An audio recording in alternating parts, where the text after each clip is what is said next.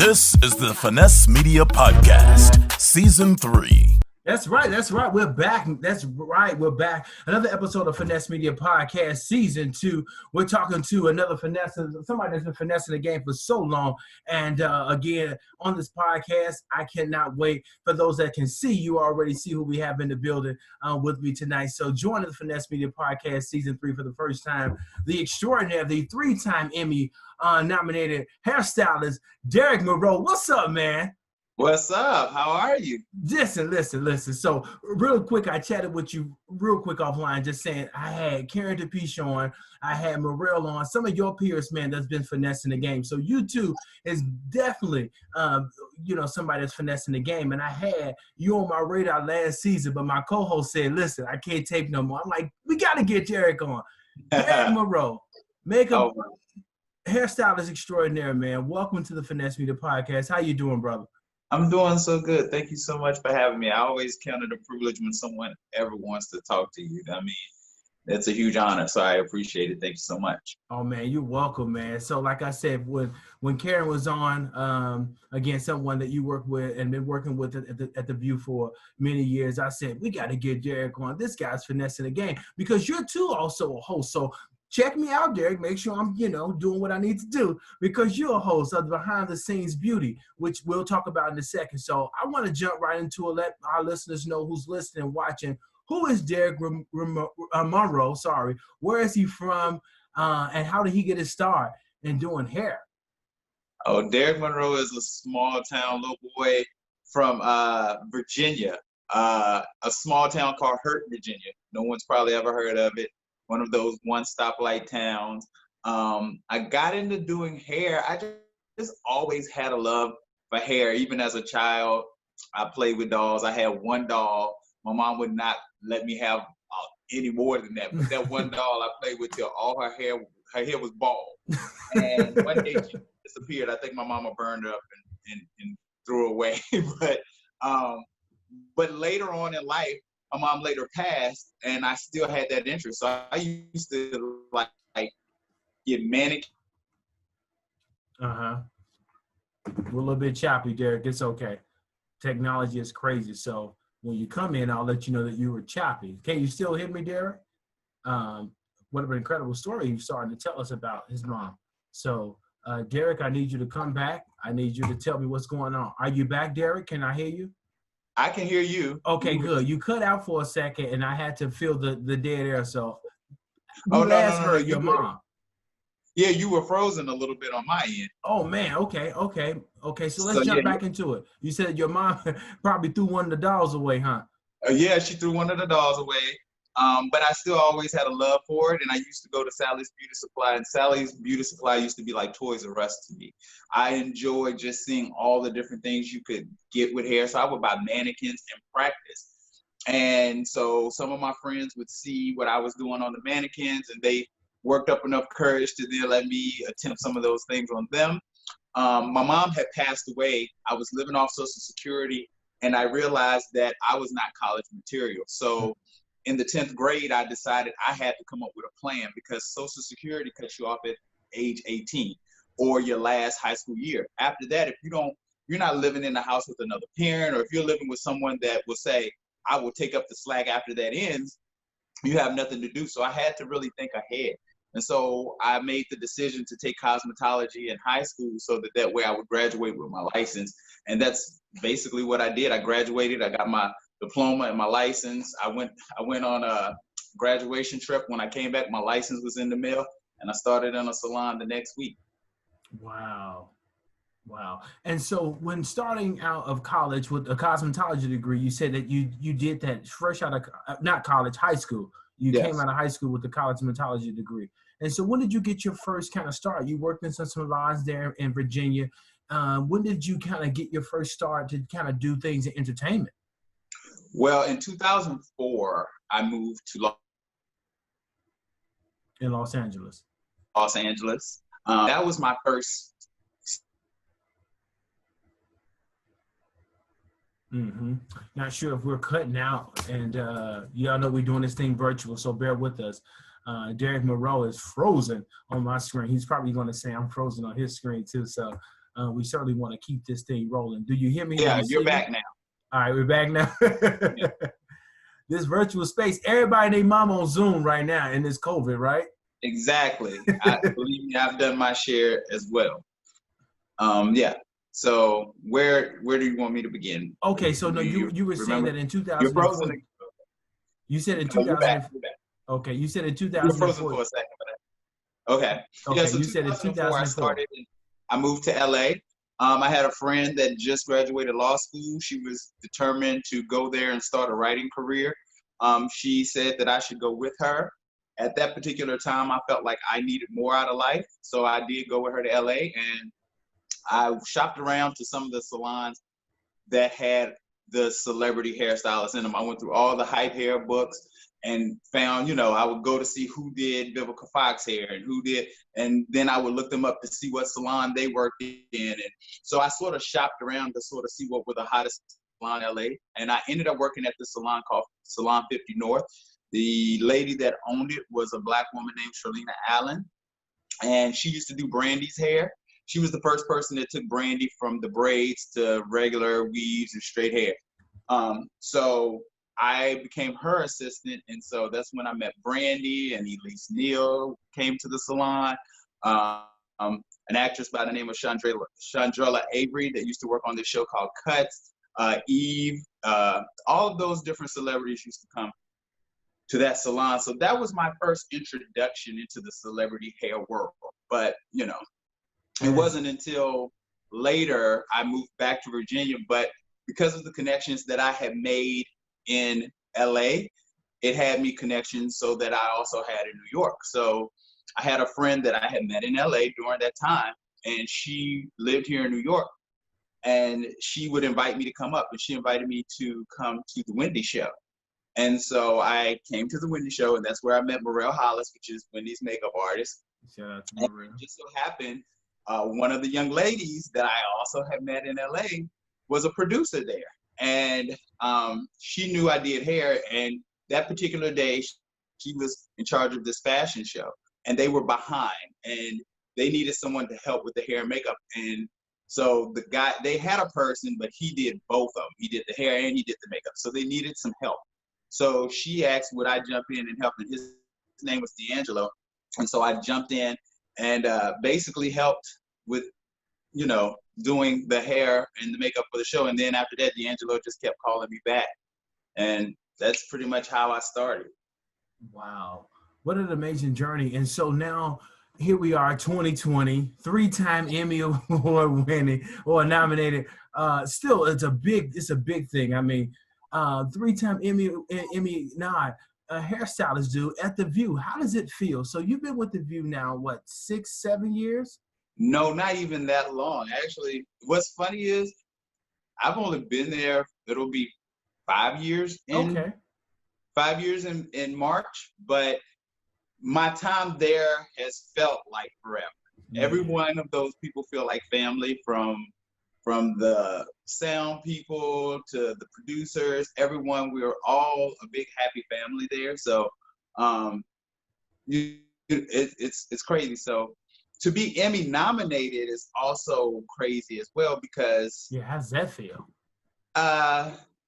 Well, when it first happens, it's crazy, because especially because that was, you don't conceive, a lot of stuff in my life was stuff that I never planned. Because Derick, I'm at home right here watching every night The View in replay on YouTube, dude. And I'm promising you, dude, listen, I'm throwing the phone at the screen, at the wall, like, dude, killing Sonny. Oh, well, thank Sonny you. Austin. Listen, dude, you push her out there, man, and she's already a natural beauty. Sonny's a natural beauty. Shout out to the women of Alpha Kappa Alpha. I'm a member of Phi Beta Sigma. Her soror vice president, as we'll call her now, Kamala Harris, is running. But Sonny's a true gem, man. But you push her out there, Derick, and each and every time I see her, I'm like, God damn, you killing the game, dude. I mean, you do more than Sonny. Let's give you credit. Yeah. But I know that Sonny is one of your muse for real. And when I see you, dude, when I say I see Sonny, I see you, dude. And she's beautiful. So well, how is it working with Sonny, working with the team at The View? You were starting to say it, but I wanted to give you that kudos because I see it. And that's a huge thing. It's great, especially in working with them and the makeup artists. We really are a team. There is no hateration on anybody's part. We all celebrate one another. We all encourage one another. I mean, but you know what? I've never had too many bad spaces where there was friction. I've heard people have friction in workspaces, but I never had that. And working with Sunny's an amazing person. She's very sweet.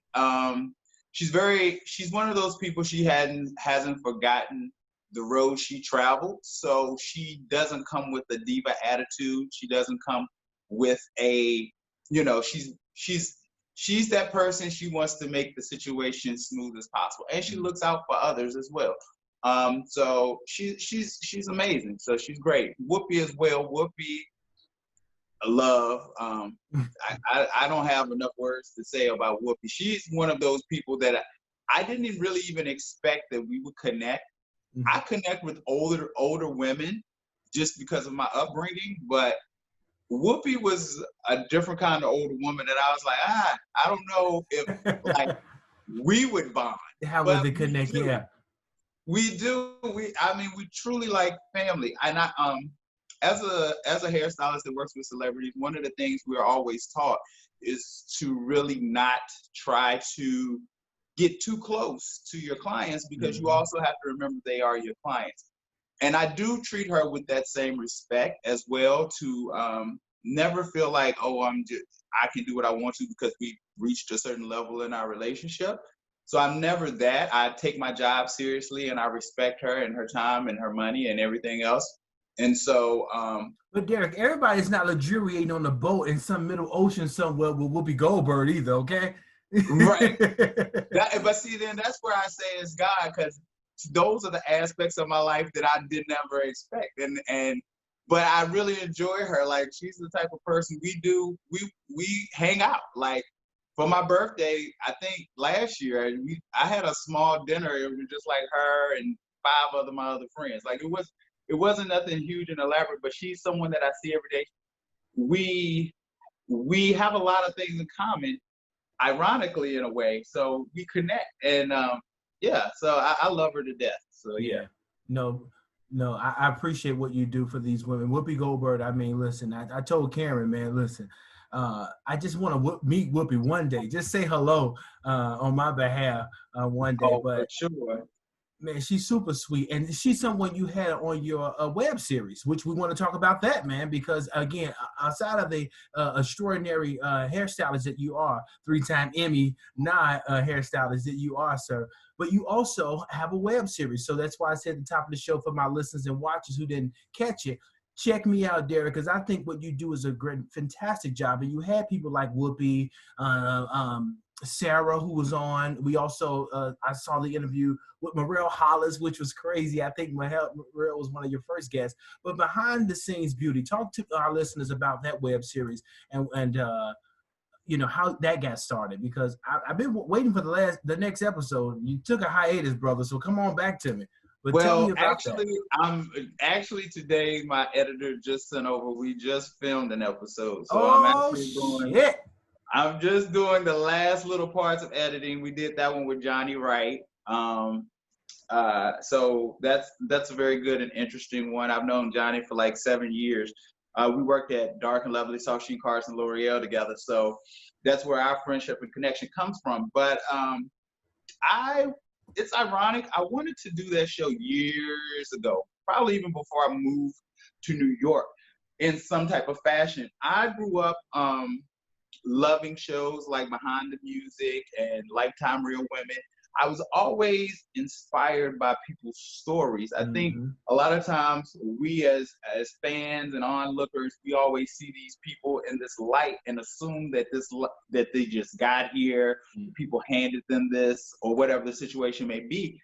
But to be able to watch Behind the Music and see Beyonce lost on Star Search, and to see that, she had these bumps and bruises along the way, but to see where she is now, I think that's something that helps you say, oh, there's some things that come with this that I just got to be prepared for, but I got to keep going. Exactly. And that's really the message for Behind the Scenes Beauty, is that behind everything that looks so beautiful, there's a story behind it. And so I tried to tell those stories through whether it be the lenses of the talent or even us as the people that make them beautiful. Like a lot of people don't really realize like what goes into our journey as hairstylists, makeup artists, stylists, all those things. And so I really wanted to tell those stories on how people got there. And hopefully it was inspiring to some people. Hopefully some people, it was sometimes it was an honor. Like I had Chuck Amos and Oscar James, which are amazing hairstylists that I have, admired for years. They've been so inspirational, and they've Wade, been who's so a dope barber as well. Wade is a Wade killer the barber, barber. how he changed up the game of the barbering and made it a $1 million business for himself. So it's really crazy to see, but I wanted for people to be able to see that these people didn't just land here. It took some work, and especially now in this culture where everybody sees stuff on Instagram, and one day you're nothing, and the next day you're something. I want people to realize that there's an in-between, and so that we can have those discussions about that in-between time. Yeah, there's definitely a lot of work that goes in behind it. And that's sort of similar to kind of this platform, bringing people on that I say finesse in the game. And that seems cliche or cavalierly said, but it's people out here, Derick, that's like you, for real. For people that's watching, this is the type of caliber of guests that you will see continuously throughout the season. People that you may not hear about, but they have a journey, right? So you see Derick and you see that, okay, he's with certain celebrities, or, he's doing, what he's doing on his platform, but there's a journey behind it and the story. So I appreciate you for having, that platform, because watching your interviews is beyond, like what you say, their talent. It's actually kind of listening to the story and some of the messages and the things that they learned along the way. So that's again, assembly to really what this platform is, and bringing people on that's finessing the game. And so for you, sir, you mentioned Dark and Lovely, which is an iconic brand, dude. You started working with them back in 2012 and now became their brand ambassador. And talk about that, and talk about how that relationship started, and what are some things that you're working on with, Dark and Lovely now? So there was this barber, his name was TJ, and he met me, because speaking of stories and how things doesn't always look, TJ met me at a time where I had moved to New York, and I moved here for a job in particular with this guy named Teddy Charles, which was an editorial stylist that did a lot of stuff for like different brands for Versace and all those different brands. And so he would do or Banana Republic, the stuff you see in the stores. That's what we did. So I moved here for him, and all of a sudden he goes ghost on me. So I moved to New York, I get an apartment, and I have nowhere to work. It felt stupid for me to go to a salon because I had left a salon. I didn't want to do salon at work anymore.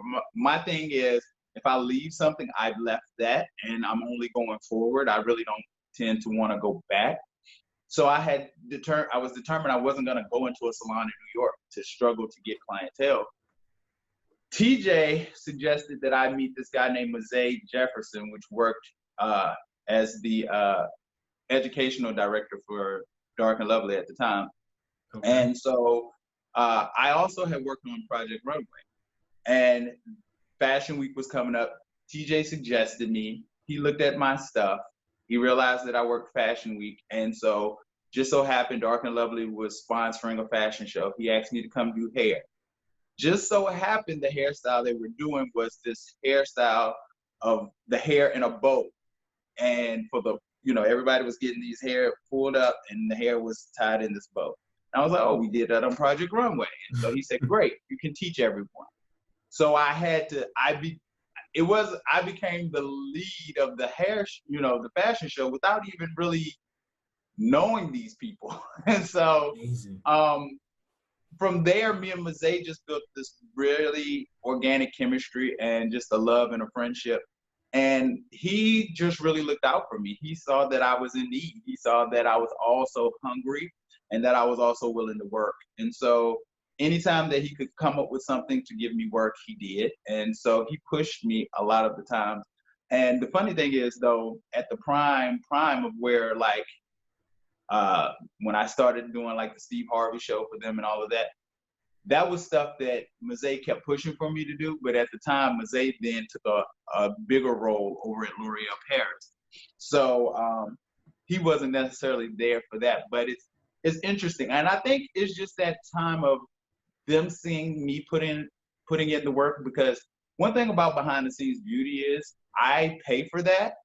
And people don't like, that's one of the reasons why we took the hiatus, because with COVID, I wasn't working. So and then plus no one really wanted to do interviews either. And so trying to get that squared away. But definitely, like I said, I would have to pay for that. So I think Dark and Lovely saw my grind, and they were like, look, this guy is really putting in his time. He's really putting in his effort. And because I work well with the people, that I'm a person that relationships matter.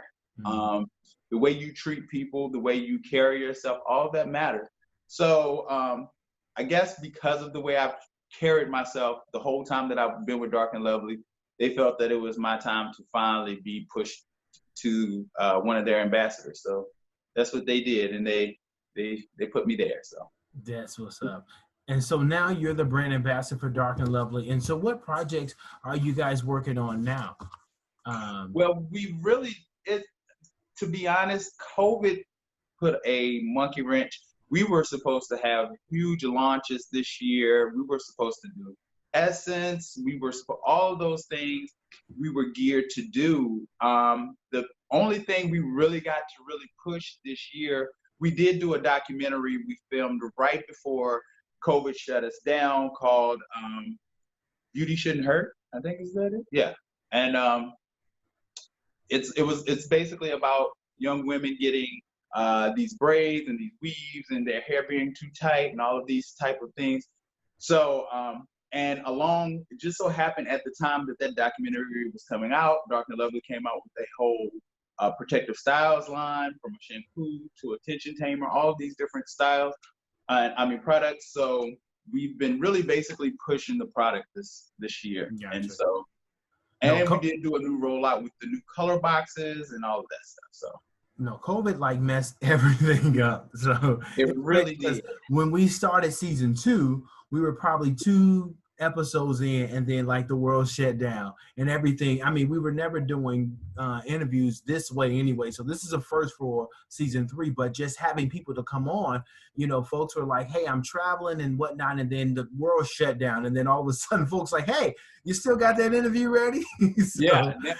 It kind of worked for my business. That was another thing that sort of put behind the scenes beauty back a little bit too, is because then everybody started doing these Instagram lives. Everybody became talk show hosts. Karen even picked up on a show. Shout out to Karen. Karen picked up on Conversations with Karen. Conversations with Karen. My friend CJ, June Ambrose, all these people then began to start their own shows, and they started booking people every day, and so I felt like, let me step back. But I still appreciate the way I love their shows, and I think there's room for everyone, and I think everyone asks different questions, and everybody brings different things to the table. So I'm never mad at what other people do. I still also appreciate that mine still brings the edited element, where if we're talking about something, there's going to be a cut to a reference. With Whoopi, she's talking about a movie, so it goes to the reference of the movies. Mm-hmm. So all of that to give it the feel of a show that you see on television. So, yeah. Yours is definitely fire. Shout out to the editing team, because it definitely makes a difference. So I'm just kind of like creeping up into this virtual space. Season 1 and 2, you didn't even see my face. So yeah, I know you did all like more podcast style. It was more straight podcast, man. But you have to go with the times, and people want to see you. And literally, like, they want to see Derick Monroe. They would love to hear what you're saying. And for people that's listening to us right now on iHeart and Spotify, we're not telling you to jump on the YouTube or to come to finessemediagroup.com to watch, but I know that this is a time where people like to see folks. This is the way of the world. And not only to see people, I think that's a good segue to my next question, to see people and to, as you mentioned already, Derick, having people to kind of pull you along the way. How important do you think in this industry that you are in, how important do you think having mentors is in this industry?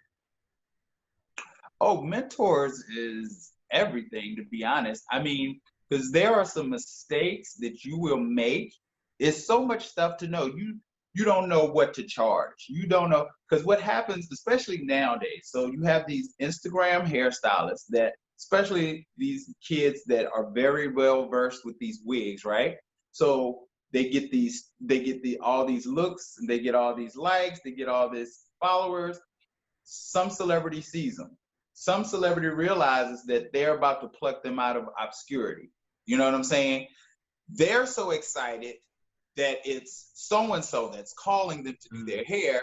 So now they just want to be a part. So now they're mesmerized, they're drunk off of, oh, I'm riding in a private plane. Oh, but you're not making money. You're not knowing what you should charge. Now they're getting you to do stuff where they normally would have to have paid someone to do. They're not paying you your rate. They're telling you, well, we're together all the time, so can you go a little lower for me? But at the same time, what you're risking, what you're giving up, what you're doing for them isn't changed. It's not taking any less off of you. You know what I'm saying? So sometimes they get caught up in that, I just want to be a part of that world so bad. But thankfully, for me, first of all, social media was not what it was when I started. But even before then, I had mentors, which was actually a peer, but she was just moving quicker than me. And I learned from her, Marcia Hamilton. She worked with Jada Pinkett for a long time. She's worked with Tracy Ellis Ross. She's worked with Alicia Keys. She's that girl in LA. And I learned from her. She was the one that taught me to keep a distance as much as, because once it becomes like we're friends, then that's when they try to sort of slide in stuff and disrespect and realize that this is also your job. So there would be times she would be like, oh, so-and-so invited me to go to the movies. I'd be like, girl, you didn't go, that's so-and-so. She'd be like, no. I'd be like, why you didn't go? She'd be like, because she was like, I need them to respect me for who I am. And I always took from that, and I always learned from that. So mentorship is very important, and just how to just carry yourself in general. I just think what happens too is people get out there. Karen came in and mentored me when I first got to the View. She was like, look, you get a regular paycheck, go downstairs to the bank and have them take the money out your check every week. And that way you'll have some savings so that you're not always just spending and shopping. Because what happens for celebrity hairstylists and makeup artists and stylists, we are part of this image, right? So you want to fit, because when you show up, that's the conversation. Oh, where did you get those shoes? Oh, I love that coat. You know what I'm saying? Blah, blah, blah, blah, blah. So you then want to be part of that conversation. You realize when you get out of the SUV and people are snapping pictures of them, you might get caught in that picture. You know what I'm saying? You just never know. So what happens is then we tend to try to live a life that they have, failing to realize that if you have mentorship, they would tell you their life ain't your life, boo-boo. And so you don't have what they have. So don't try to be them. You know what I'm saying? Be you, live within your means, you know what I'm saying? And just try to stay centered on what you're there to do. Don't try to be the celebrity. So those are all things that people try, because that's too another aspect. People want to be famous now. So I know I've come across hairstylists that can do hair well, and they're using that as the vehicle to be famous. You know what I'm saying? See me. And that's nothing wrong with that. If there's different avenues you want to do, but you got to know that when you step up on set, they're the celebrity. You're not the celebrity at that time. They're the celebrity. So let them be that. Whatever happens for you, let it happen for you on your time. Well, Derick, damn, you just answered my next question. You just answered my next question. My next question was going to be, what advice that you would give someone that's, looking to be a hairstylist, particularly in the entertainment industry, but looking to be a professional hairstylist was my next question. But I think you answered it. But if you didn't answer it, tell me or tell the listeners what advice that you would give to someone that's wanting to be a professional hairstylist, not again necessarily in the entertainment industry, because you can make money and be an entrepreneur, definitely doing it. But what advice would you give? Again, I think you stole my answer already, but no, because that's you got a lot of knowledge, brother. You got a lot of knowledge. No, that's if you get into that lane. But if you just want to be an amazing hairstylist, it's all about learning your craft, going to those classes, spending that money, investing in yourself. But even like for what I do for behind the scenes beauty, like I was saying, I pay for that. I pay for, if it's a female, I pay for the hair, I pay for the makeup, I pay for their car to get there, I pay for the space that we rent out, I pay for the videographer to get there, I pay for the videographer to edit. It's a full budget that comes out of me. And some people would say, well, that's dumb. Why would you do that? Because in order for people to invest in you, they first have to see that you're willing to invest in yourself. Hey, I promise you, Derick, that's so big. That's so big. And I don't know if people don't do it out of selfishness or they just out of ignorance. But seriously, that is so true. When you go to Costco, they giving all type of shit away. They giving you cheese, popcorn. They're like, here, try this. Because, I mean, somebody paid for it. As you mentioned, somebody paid for it. But the service that you get in the exchange, you know, people want to feel like, hey, you know. So, no, definitely. I agree with you 100%. For sure. So, take those classes. Learn. Always. When I was in the salon back in Virginia, and I was the shampoo boy. It was a lady that worked in there. Her name was Darlene Coles, and she said to me, don't ever let your cup get too full. And she was just trying to let me know, like, you're good, but guess what? There's so much more for you to learn. And don't ever think that you got everything on lock. And learn to celebrate yourself, but also learn to celebrate others. Always know that what you bring to the table is valuable, but appreciate what other people bring to the table. And don't be intimidated, because God blessed us all with different gifts and we all bring something. And what's for you is for you, you know, Amen. Because you'll get caught up into that whole, whether it's in the salon clientele, like, because when I lived in my town, it was like everybody was going to this one particular hairstylist because she could do blah, blah, blah, blah, blah. And then you feel like, oh, well, why ain't nobody coming to me? Do I not do good? Blah, blah, blah, blah, blah. You know what? Just love on yourself. Yeah. Wherever you need to come up at, just come up at. Learn it, practice it. And certain things aren't going to be your thing. And it's okay. Learn to take your hands off of it and say, hey, it's not me. And just being self-aware. I think if I could put all of what I just said in a ball and just wrap it up with a bow, being self-aware. Yeah, self-aware. That's it. Yeah. That's it. No, definitely some good gems dropping so for our listeners who listening and watching, man. And you're looking to, you know, and that actually just plays into any industry, really. I think what you said is a general statement, a blanket statement to apply to any industry that you're looking to be in and to propel and to be a professional in it. And as we say, to really high, or not high, but to perform at the highest level of your craft and be a finesser like Derick Monroe. So, Derick, we're going to have some fun before I get up out of here. You know, I got to have a little fun with my listeners. So this is a segment that I designed pretty much for every guest. So this is the view on things. Of course, we had to add the view in because you're making the view. So I want to know your view on a couple of different topics, right? So Whoopi Goldberg, somebody that you work with and work very closely with, she recently said that she's working diligently to bring back Sister Act 3. What's your take about that? Long overdue. Ain't it right? Yeah. Everyone I know always talks about Sister Act, how much they changed their lives, how they grew up on that movie. And so it's funny how people in charge, their viewpoint sometimes is so they don't see what the public really wants. They think they see, but so it's definitely well overdue. I'm praying that it hurry up and happens and they get things in gear and it gets moving. I want to see her do it. I know she was supposed to do Sister Act in London this summer, which was another thing that we were going to be doing. And Well, she was going to be doing. I was just going to go to see her there. I wasn't going to stay the whole time she was there. But yeah, that was something else. And COVID sort of struck on that too. So. No, I'm gonna need you to work on that, Derick. I need you. And she says she's diligently working, so she doesn't need to push. But I just make sure you stay there, because of course, if she does it, you on set.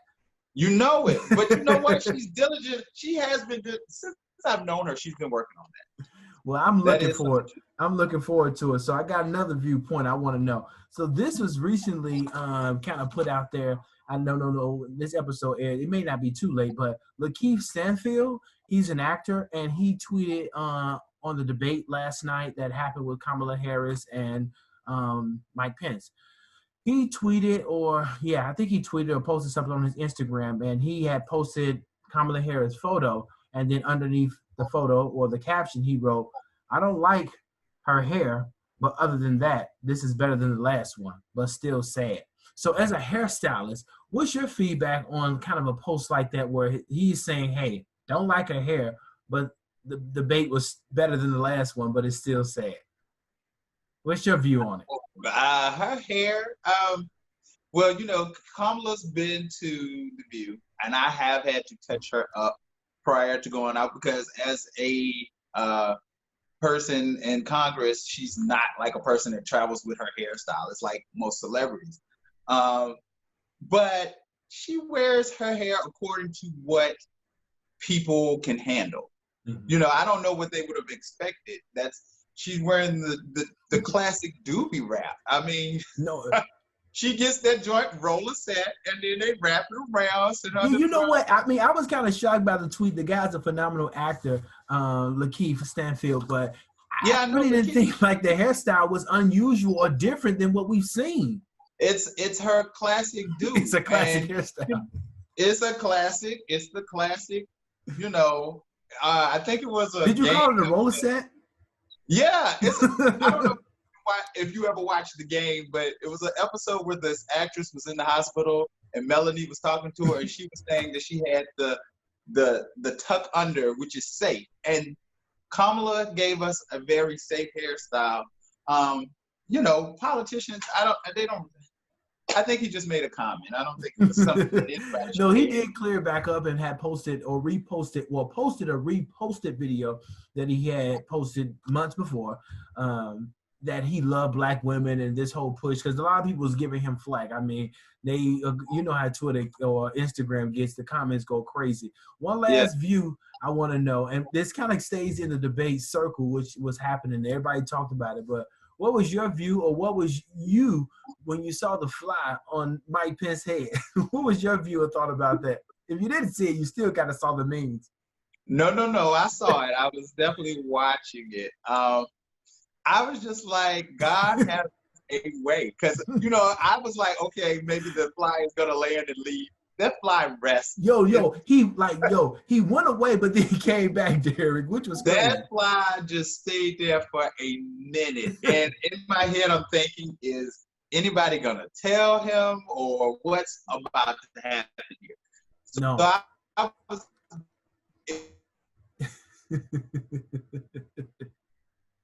No, that fly was hilarious. It was so hilarious. Derick, you're cutting out a little bit. Bring it back. Come on, technology, get out of here. I know he's saying something over there. He's probably saying I'm cutting out too. That damn you're fly. Frozen.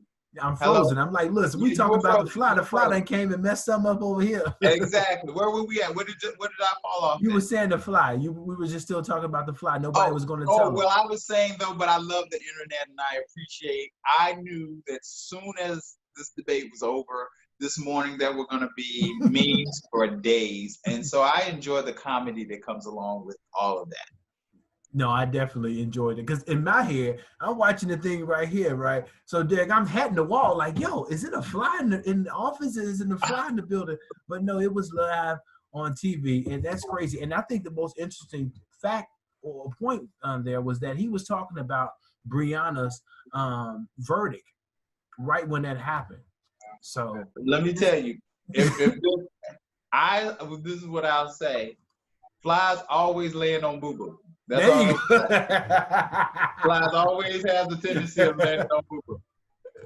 No, So what he was talking about at that time was boo-boo. Okay. No, it was definitely real. It was definitely real. Before you get out of here, Derick, we had some fun, man. I appreciate you for coming on, man. You are an No, thank you for extraordinary having dude. me. 100 guy.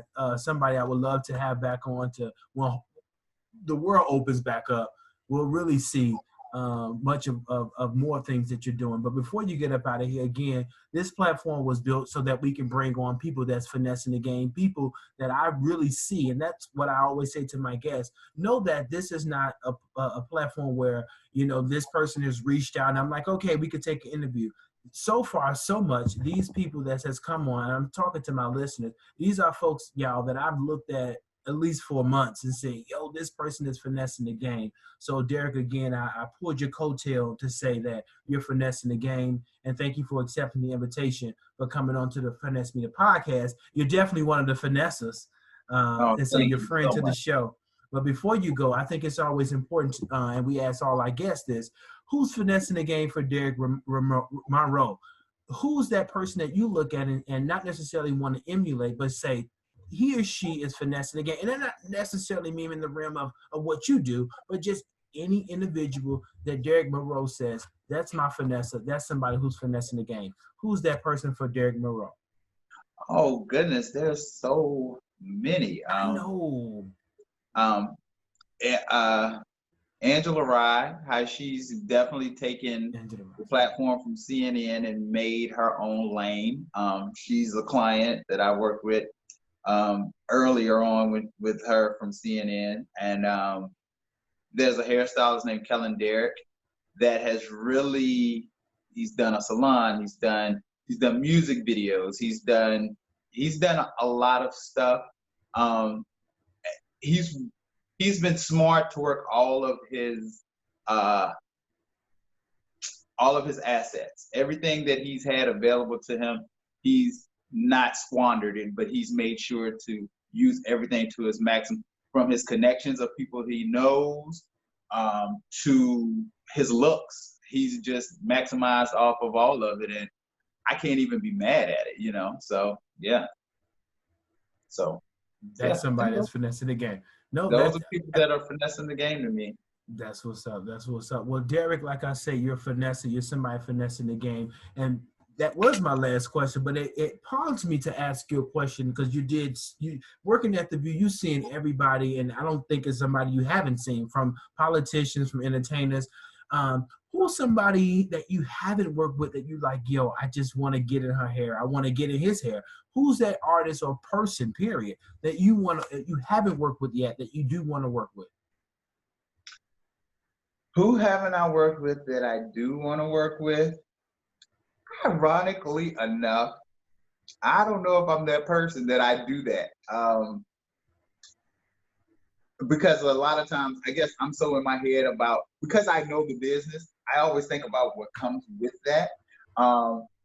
But I mean, of course, the obvious people, I would love to do Oprah one time. Like, I don't know if I would want to be that hairstylist to Oprah, but I would love a time where she needed to have something done and I did her hair. A Beyonce, of course. And just because I'm an admirer of work ethic, so it's not so much about how that reflects on me. Sometimes I'm a person that I appreciate the access that I get to people to sort of see what goes into who they really are. You know, I appreciate the behind the scenes stuff. That's ironic. But yeah, so those two are people that, because I know that they're such hardworking women, that I would love to, although I've met them and been around them at times, at the same time, I would love to be in that space. So, Gotcha. It's coming, Derick, because listen, if you don't know Derick Monroe, the 3-time Emmy-nominated hairstylist, man, I don't know where you're living. And like I said, I'm not for nothing, dude. I'm not into makeup. I'm not into hair. But that's what I'm saying, dude. You're making such a presence to where somebody like me who's married with 3 kids. See, I never knew. So I hate to be this person, but I'm gonna switch it on you. So how did you get into this realm? You know, like, explain that to me. What was your inspiration for starting the Finesse podcast? Media? Yeah. Finesse Media. Very good question. Listen, I told you guys who's listening, who's watching, he's aware of series host, so I'll take his question. And but no, seriously. So Finesse Media podcast actually started from the birth of Finesse Media Group. So Finesse Media Group was started in 2012 in Chicago, Illinois, where I'm from. I'm right now in Dallas, Texas, but I started my company, Finesse Media Group, which was a marketing booking agency working with some people like Sherry Shepherd. When Sherry Shepherd was working for The View, I actually worked with Sherry Shepherd on a few different projects. But I was more so of a marketing booking agency. Finesse Media kind of still is. And I say kind of because the podcast was launched in 2013, right after like Finesse Media Group launched from a business partner. And I kind of got into it because with marketing and booking for certain clients as a freelance publicist, I saw the benefit of having this blog talk radio or internet space where people were doing that, and technology wasn't where we see it as now. So I kind of took a hiatus, but more importantly, kind of fast forward, it's wanting to highlight people, Derick, that's, you know, not able to grab a camera or a phone or a camera or a microphone and be heard, right? So from your makeup artists, from your producers, from your writers, these folks may not get a chance to have an interview, and from your authors. And, you know, so a lot of the behind the scenes, your underdogs is the kind of folks that I've always kind of championed. So the Finesse Media podcast was the platform for that. So that's the backdrop for what I do on this set, and this is kind of a extension of my personality. So in real time, in real space, I'm a person that you can call and say, hey Ken, I need some advice. My friend of 20 years, she and I, we have probably bury so many secrets that we won't tell the world. And then, you know, me being a member of Phi Beta Sigma fraternity, it's about connection and brotherhood and partnership. So the podcast was built around a lot of my exterior and my personal life, and I kind of brought it here. So we have sponsors that have been alumni of my university. But again, people like Karen. When I met Karen, I wasn't even doing a podcast. Are you kidding me? I was doing publicist work, and she and I was in Chicago having lunch, and I was working with Sherry then. And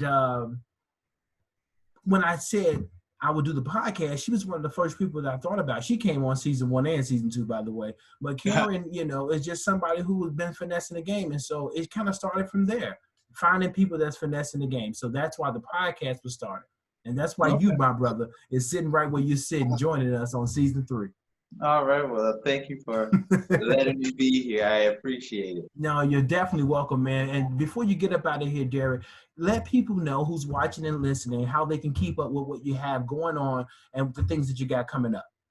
Listen, they can go on to my YouTube page. They can subscribe. It's Derick Monroe, DerickMonroe.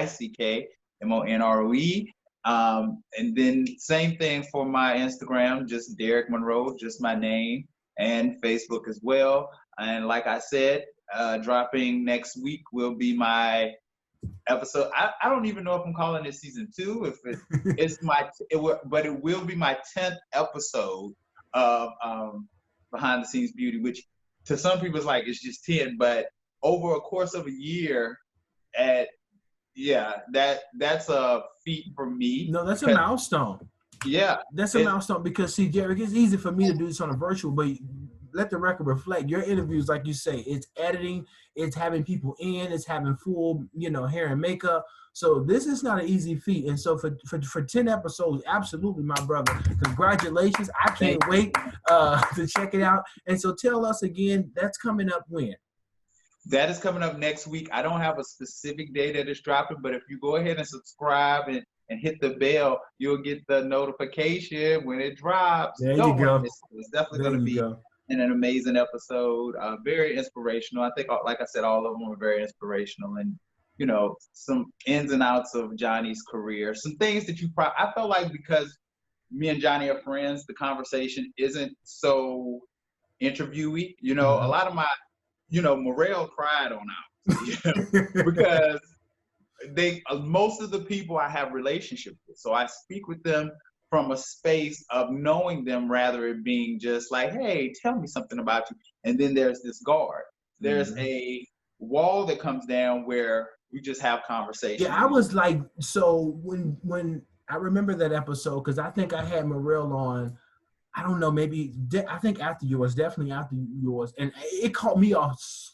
I'm sure of you off guard when he started tearing up. I mean, but that was like real, dude. Like when I tell you, I was very shocked, and he was like, "Cut the tape, cut the tape." That's all right. And I felt like I was Barbara Walters because I was like, "Keep it, keep it in, bro." And you kept it in. This is gold, people. This is gold. No. But I appreciate him being so vulnerable. I really do. And you know, it was great to hear his story. And like I said, what's funny is every person prior, I've taken something away from them. Something that everyone has a theme, and everyone's theme is different, you know, from Whoopi to Raven Simone to Yvette Nicole Brown, all those people, it was always something that I took away from them that I've learned that I hope comes across in the show. So definitely please check it out. Go back, watch the old episodes. Our very first one was where Karen was in it, Morel was in it, Larry Sims. We did and to be honest, hopefully we can get into a bigger platform. We did a whole review of the Met Gala. I don't know if it's your audio, but it went down a little bit. Oh, did it? I don't. It went down a little bit. Can you hear me now still? I can still hear you, so you can keep talking. Yeah, but I'll make it quick. But our first one was a whole black panel of professionals that not only were just giving our professional opinion, but we also had worked for the Met Gala that day. Larry had just came from doing Gabrielle Union. Morel had just done Travis Scott. You know, so the day of, we came straight from our clients, straight into the studio, and we filmed it. So. Oh, wow. Okay, so no, I remember the works. I remember Morel working with them, but that was that same day. Wow, so you guys were working that day. Yeah, and I don't know if there's ever been an all-black panel giving their viewpoint. You know, E-News does their whole wrap-up. Everyone does a wrap-up. But it was the first time African-American, all that not only was just giving their opinion and had something to say about the looks, but all that had actual experience working that day and being able to talk about it firsthand. Derek, you got to come back, man. You definitely got to come back. I will. You definitely. I enjoy it. Listen, I love to have conversations. So whenever you want to have it. Absolutely, brother. Well, listen, y'all, you've been listening to one of the finesses, of this season. Derick Monroe called me as a break. But listen, brother, again, thank you so much for joining the podcast. Continue to finesse the game. And I'll say, like you said, it's your job. Take a little time to enjoy your view. All right, man. You heard it first, man. Derick Monroe on the Finesse Media Podcast, Season 2. Take it easy. If it's too easy, don't take it. We'll see you. We'll be back after this few breaks in this episode. Derick Monroe, man, have a good one. Thanks, brother. Thank you, my friend. This has been another edition of the Finesse Media Podcast. Join us again next week for the latest news from HBCUs. Special guest